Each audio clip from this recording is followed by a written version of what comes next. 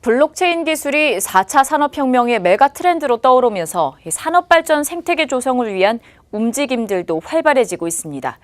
관련 산업 구성원들은 상호 협력을 주 목적으로 협회를 만드는 등 블록체인 협회들이 생겨나고 있는데요. 이순영 기자가 한국 블록체인 산업진흥협회를 찾아가 봤습니다. 암호화폐와 블록체인 시장이 주목을 받으면서 산업 발전을 위한 협회들이 생겨나는 등 활발한 움직임이 나타나고 있습니다. 오늘은 이 한국 블록체인 산업진흥협회 김영주 이사장과 함께 현재 블록체인의 현 주소와 함께 이 발전을 위한 대응 방안에 대해 얘기를 나누겠습니다. 이사장님 어서 오십시오. 네, 안녕하세요. 네. 자, 먼저 이 블록체인과 관련된 협회들이 굉장히 많이 있습니다. 네. 이 한국 블록체인 산업진흥협회는 어떤 곳인가요? 네, 한국 블록체인 산업진흥협회는 우리나라 최초의 블록체인 협회고요. 작년 8월 달에 설립이 되었습니다.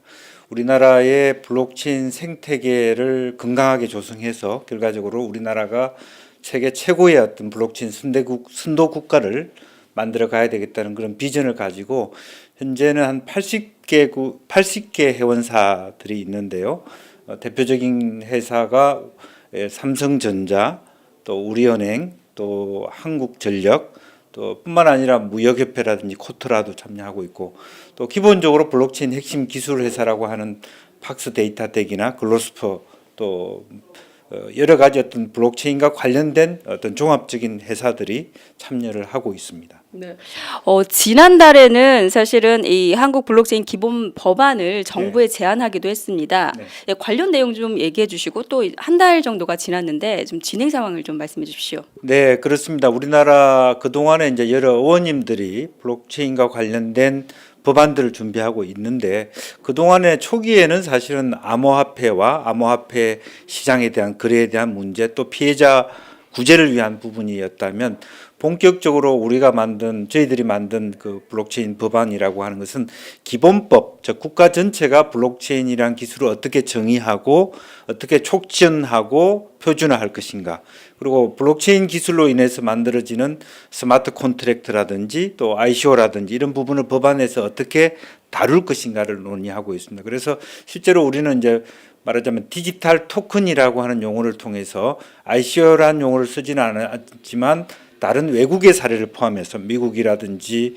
스위스라든지 싱가포르 이런 걸 통해서 가령 자산형 토큰, 또 하이브리드 토큰, 유틸리티 토큰, 또 이런 거래형 토큰 이런 여러 가지 분류를 통해서 사실은 ICO의 합법화의 문제라든지 또 미래에 만들어질 수 있는 스마트 콘트랙트가 기존 법안에서 어떻게 정리될 것인지, 또 어떻게 정부가 이 기술을 촉진할 것인지, 또 전문 인력을 어떻게 양성할 것인지에 대한 최초의 종합적인 법안이라는 것이 의미가 있고요. 아마 이 법안에 대한 토론을 통해서 정부도 많은 어쨌든 토론 내용을 가지고 기본 법을 만든다든지 또 내년부터 본격화될 수 있는 블록체인과 관련 예산과 사업을 만드는 데 큰 도움이 되지 않았겠나, 저희들은 그렇게 판단을 하고 있습니다.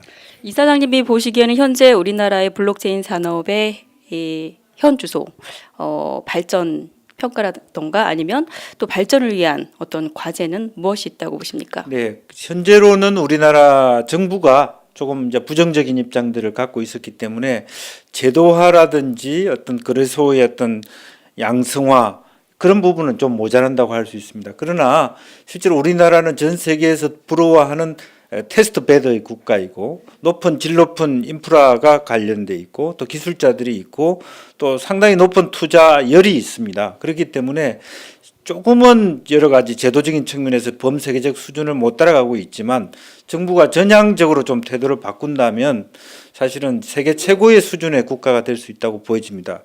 가령 일본의 블록체인 암호화폐 협회장이 한국 올 때마다 오히려 일본이 우리보다 더 앞섬에도 불구하고 한국을 부러워하고 있거든요.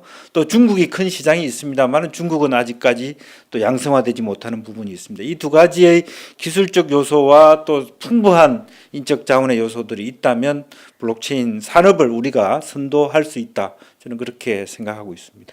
앞으로 협회에서 해나가야 될 일이 참 많을 것 같습니다. 좀 계획 활동 부탁드립니다. 우선은 지금 앞서 우리가 법안을 만들었습니다만은 빨리 시장을 안정되게 하기 위한 법제도적인 안착, 그것이 다소 처음엔 좀 부정적인 것으로 출발해도 저는 좋다고 생각합니다.